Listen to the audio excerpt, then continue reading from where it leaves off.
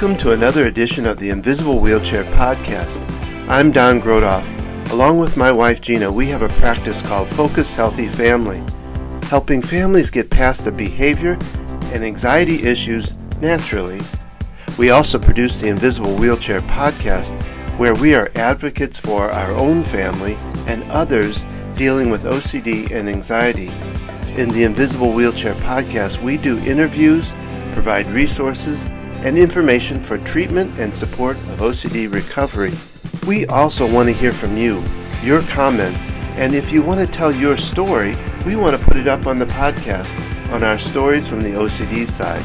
Our goal in these podcasts is to raise awareness of and advocate for the recovery from obsessive compulsive disorder, better known as OCD. Now, before we get to that podcast, let's hear about our sponsor. Today I'm here to talk about Q Science's sleep spray. Q Sciences has a number of different sprays. There's a melatonin sleep spray that contains melatonin, 5-HTP, and L-theanine. And we've used other melatonin products to help our children with falling asleep. Melatonin is something that occurs naturally in our body that helps us quiet and calm down for sleep. And yet I really feel like I've seen a difference in the spray versus other products. Our youngest is here to talk about it. What things did you like better about the spray versus the other things? I don't like the chew tablets because they leave like a weird taste, and they're mainly like they also have like you get bits in your teeth. Okay, so Q Science's spray. It's a lot better, I'd say. The taste is pretty decent and it works well. Okay. I'm happy with the quality of these products and how they're helping our whole family. If you'd like to learn more, simply go to qsciences.focusedhealthyfamily.com. That's the letter Q, sciences.focusedhealthyfamily.com, or visit invisiblewheelchair.com and find out more information there. There are a lot of supplement products out there, yet you want one that's of good quality. Check out Q Sciences for your family. Now, let's get to that podcast.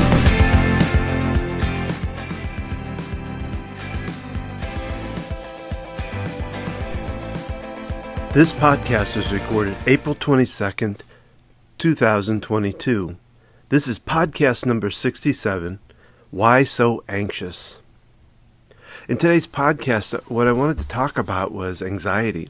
I've done a lot of podcasts, and I've talked about anxiety, but I don't see one that I've ever concentrated on anxiety itself. So today I wanted to look at anxiety itself, and I'm going to be using an article by James Killian called 10 Surprising Facts About Anxiety. And it comes from, let me see if I can get to the place where it talks about where it comes from, because I want to put in credit where credit is due. It comes from the arcadiancounseling.com. So this James Killian talks about 10 surprising facts about anxiety. So I wanted to kind of go through these and then add my own commentary to it. First off, to understand what anxiety is. First off, it's a natural process, so it's not something that we can eliminate. What we want to do is learn how to manage it, and that's what I help people do, is help them find ways to manage their anxiety. Anxiety itself is really, a better name for it is fight or flight, or what a lot of people call fight, flight, or freeze. And it's a natural process that protects us, keeps us cautious about what's around us, our environment. It protects us, keeps us from getting hurt. I always, in my examples with my clients, the way I talk about it is if you think about a tiger attack. If you came upon a tiger in your journeys through the streets of Charlotte, you would have to understand whether you're going to fight it, you're going to run from it, being the flight, or you're going to act like a statue and freeze so that it will ignore you. So fight or flight gets us up and gets us prepped for that action, whatever that action's going to be, the fight, the flight, or freeze. And so, it's a natural process that we go through. And what we want to do is be able to, again, manage it, control it, so that I like the word manage versus control, and I just use control, but we really want to be able to manage it because we need it. It's a part of our natural way of handling things, but we don't want it to get to extremes, and that's what's happening a lot with people that are worried about their anxiety, is that it is flaring up beyond what the scope is supposed to be at. So, let's get into these facts. So the first fact that he talks about is anxiety can be genetic. So that I understand that there is some cases for genetics in anxiety, that if you're a hyper person, I believe that people that are women that are anxious or have anxiety through pregnancy can pass a lot of that kind of feelings on to and end up with a anxious child. So that there are a lot of I think studies out there that talk about the fact that it can be genetic, that it can be passed along, if that's how your makeup is, that you are made up with some tendencies towards anxiety, that it can be passed on. Anxiety and depression are linked. That's number 2. And I find this kind of an interesting, because I've always looked at, and I'm doing a little bit of research on it, looked up the fact of, I talk about, in fact I do it in one of my podcasts about the waves of the brain. I call it the 5 speeds of the brain. You go at the very top, the most, I guess I'd call it hyper stage of gamma. I'm not understand, this is from a layman's terms, or a layman's idea of it, but the gamma is the higher end of it, and the delta is the lower end of it, with alpha wave being in the middle. And I've always looked at anxiety, in fact, I looked it up, it takes you up into, because it goes from gamma at the top, beta is the next one, and then alpha is the middle wave, and alpha is the calm, alert stage that we're supposed to be in all the time. And then you go down into theta, which is the kind of the dozing, falling asleep kind of place, I think, is the way I look at it. And then delta is your deep sleep.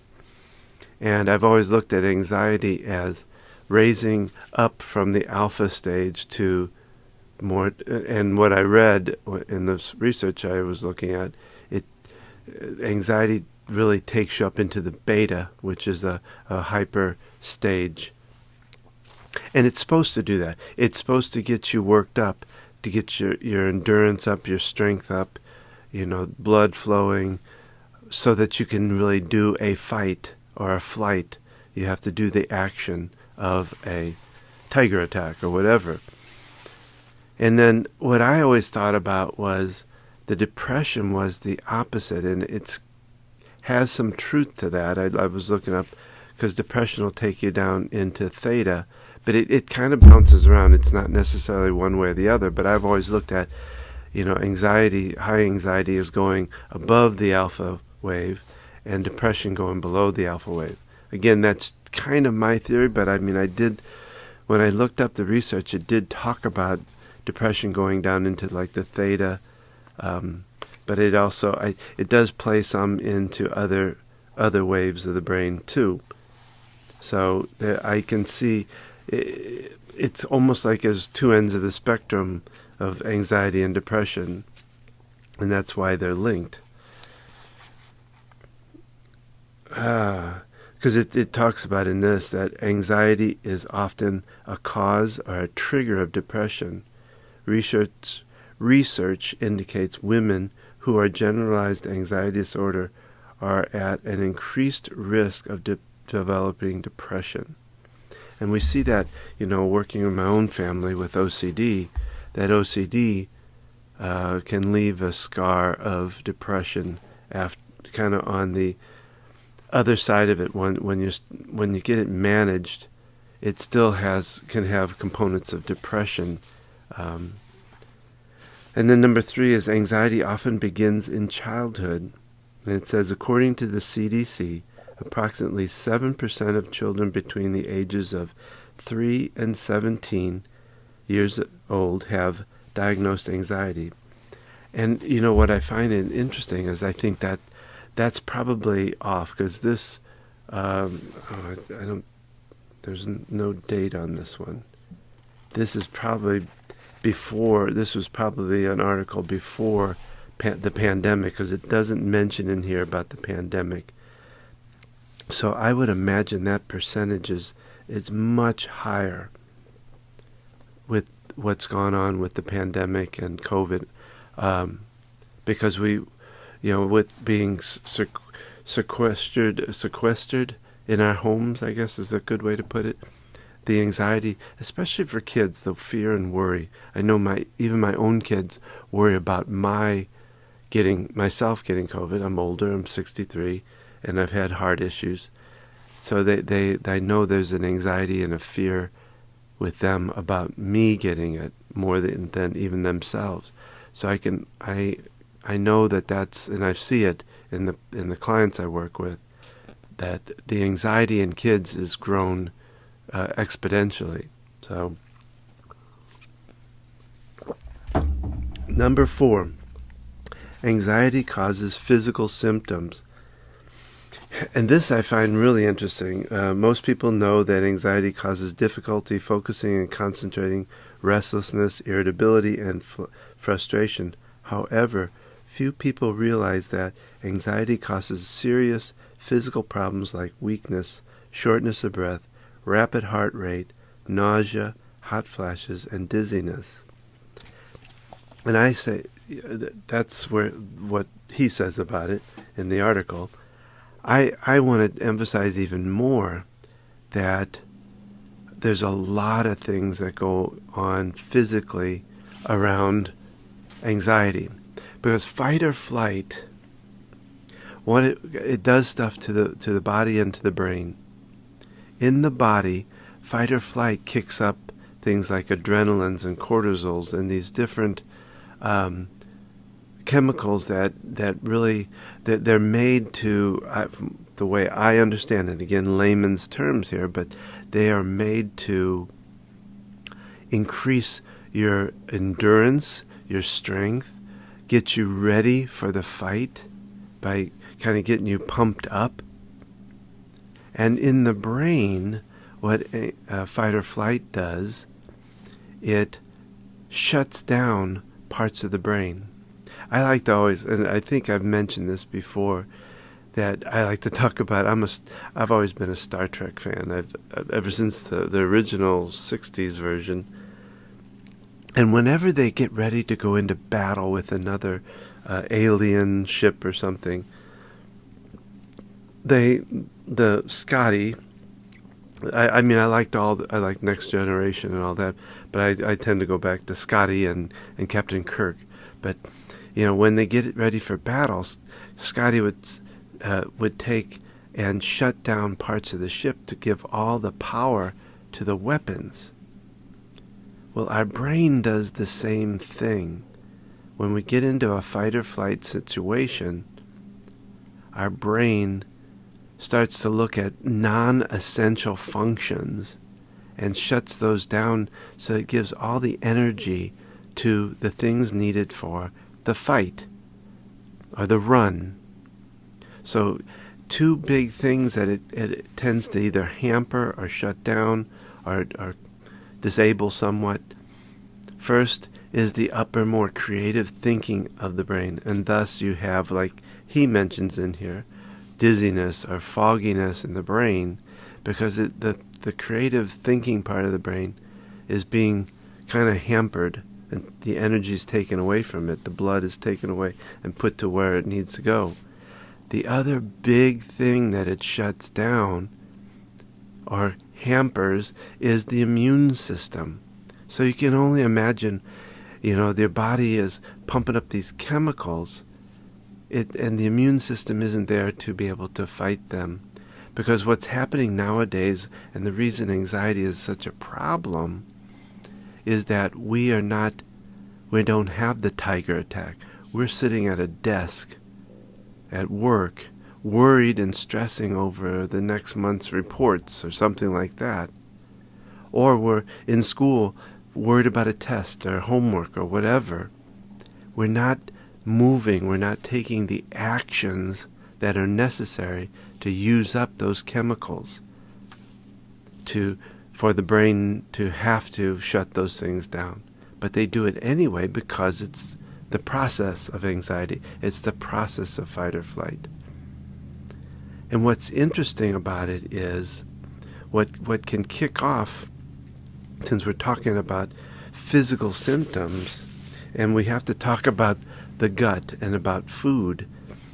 If you have leaky gut syndrome, which means that the cells around your stomach, and the stomach is in a lot of cases now kind of considered almost like the second brain because it has so much influence on the brain.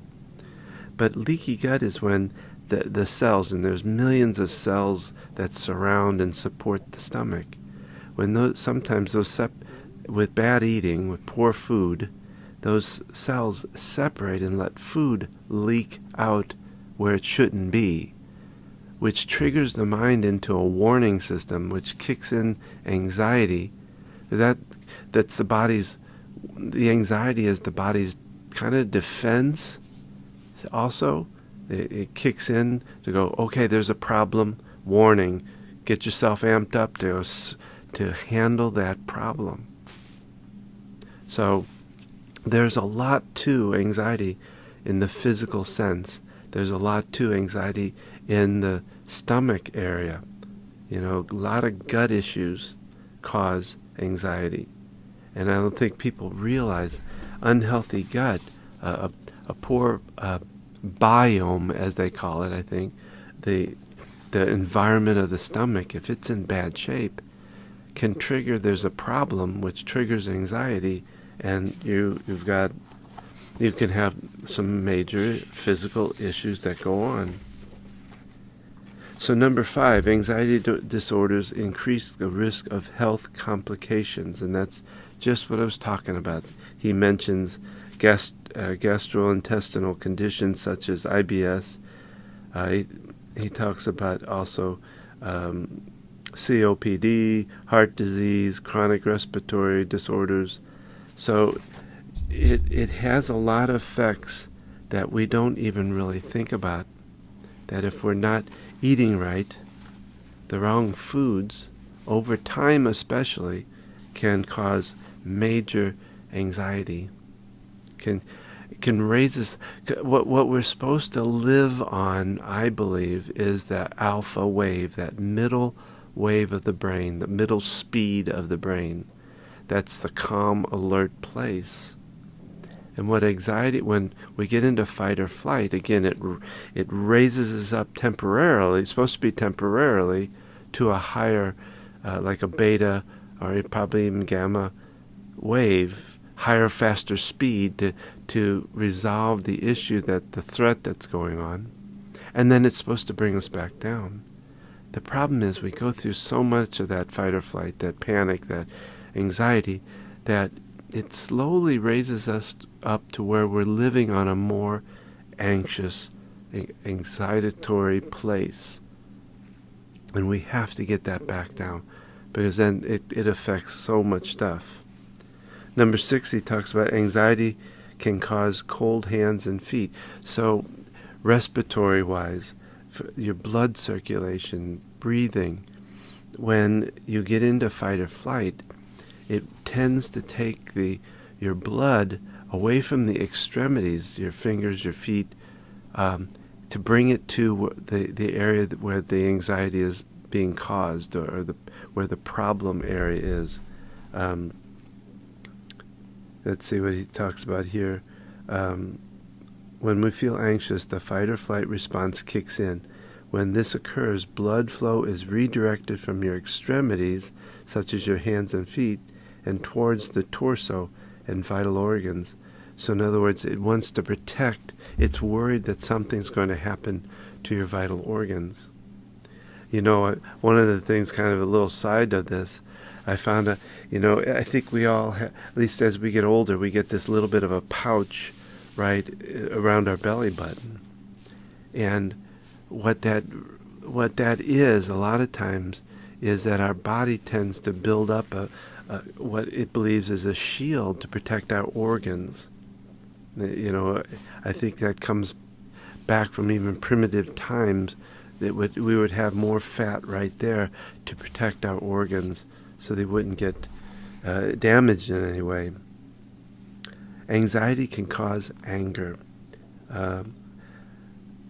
When we feel powerless over a situation or our life is out of control, expressing anger is a natural way to feel a sense of control.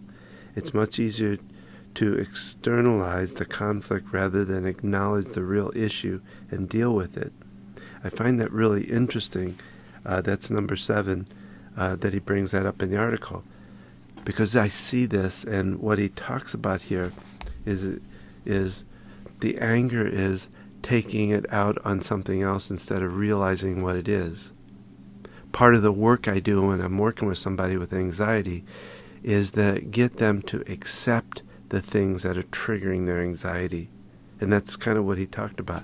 It's this denial of that really raises our anger. And if we can start catching the triggers that trigger our anxiety, the words, the messages, the feelings, the thoughts, the actions, whatever it is, and accept them because we've probably been doing them for such a long time, then we can begin to change the perspective around it, to take away the power of those triggers. And we've learned that a lot through the OCD that we've had to work with. Number 8 is anxiety can cause memory problems. And here again, when you're kicking into anxiety, you're really shutting down a lot of the different parts of the brain, hampering it. This is from the article, people who suffer from generalized anxiety disorder struggle with worry and inability to control the worry. When we worry, it's often about something that hasn't happened yet, meaning that we are thinking in the future where problems may occur. This is why people who suffer from anxiety often appear like they're distracted, not listening, or just don't care. And again, it goes a little deeper than that in the fact of what it's doing to your brain. It's closing down the big parts of your brain. And then number 9, women are twice as likely as men to develop anxiety disorders. A woman's fight or flight response is more easily activated and stays activated longer than a man's, partly due to progesterone and estrogen. There's also evidence to suggest that female brain does not process serotonin as quickly as male brain, and they are more sensitive to low levels of CRF. I didn't read over this well enough to practice this. Corticotropin releasing factor. Corticotropin releasing factor, CRF, the hormone that organizes stress response in mammals. So it's just studies have shown women can't produce the serotonin or handle the serotonin as men can, and serotonin is the reverse of cortisol. It helps bring it down. And finally, number 10 is exercise can help reduce anxiety.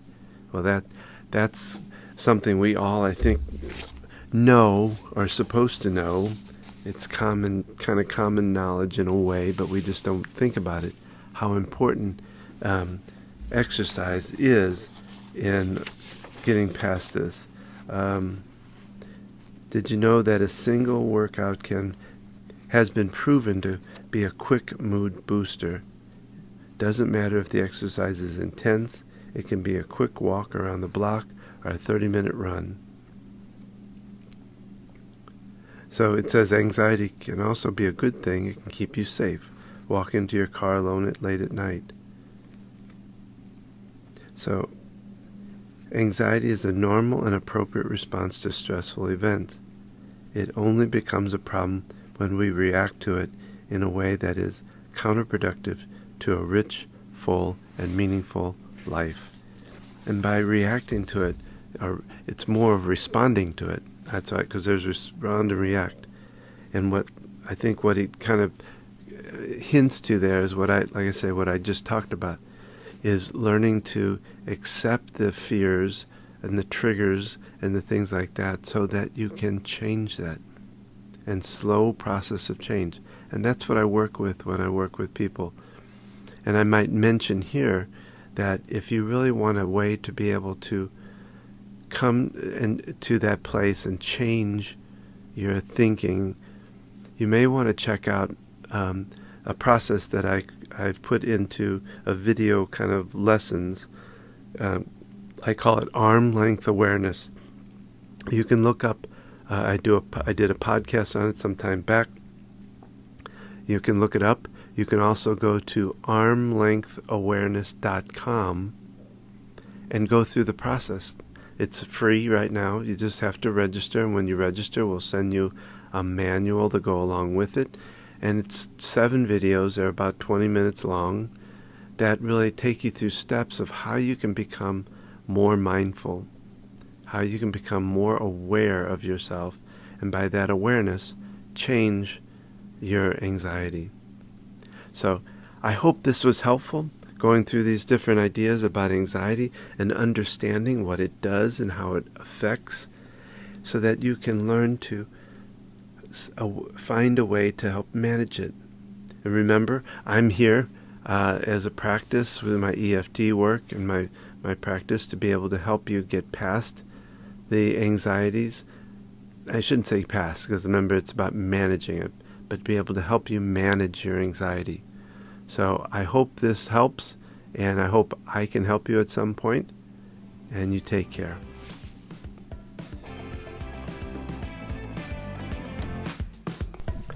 This concludes this podcast. We hope you will subscribe if you haven't already.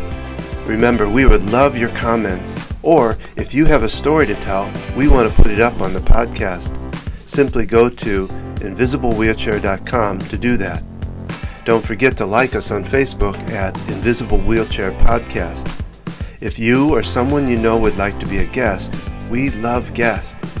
So simply go to invisiblewheelchair.com and contact us from there. Gina and I are here to help you or your family get to a better place naturally. Simply visit focusedhealthyfamily.com for more information. Thank you for joining us on this journey. Keep tapping and focusing forward for a better way.